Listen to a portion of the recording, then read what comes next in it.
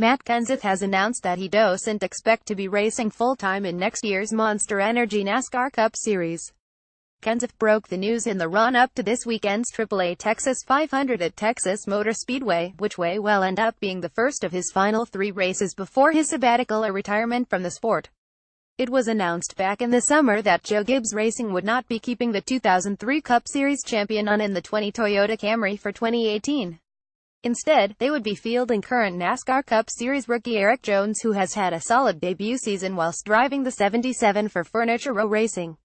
Following the announcement, speculation was rife as to whether or not Kenseth could secure a seat for next season, with Matt stating on several occasions since that he was trying his best to showcase himself for potential employers.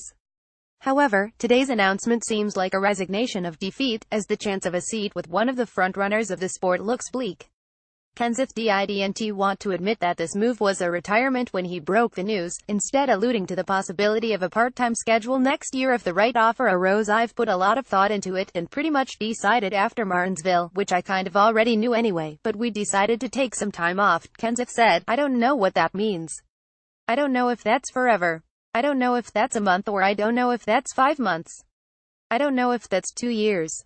Most likely when you're gone, you don't get the opportunity again. I just don't really feel it's in the cards. Sometimes you can't make your own decisions, so people make them for you. That's unfortunate because I wanted to make my own decisions.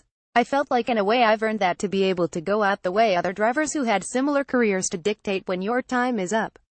Anyway, I just came to the realization it's probably time to go do something different." Credit Robert LeBerge. Getty Images. Kenseth made his full-time Cup Series debut in 2000 with Roush Fenway Racing, the team that he had driven with in the NASCAR Xfinity Series, on his way to 2 top 3 championship finishes in 2 years.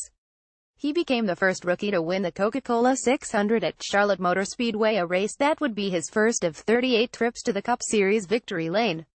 He would end up beating his Xfinity Series rival, Dale Earnhardt Jr., to the Rookie of the Year title that year. In 2002 he would take 5 victories, but it was the next season that he would take his championship trophy, despite only taking 1 win that season. Since then, he's taken 2 runner-up finishes in the championship in 2006 and 2013, but a second Cup Series championship has always eluded him.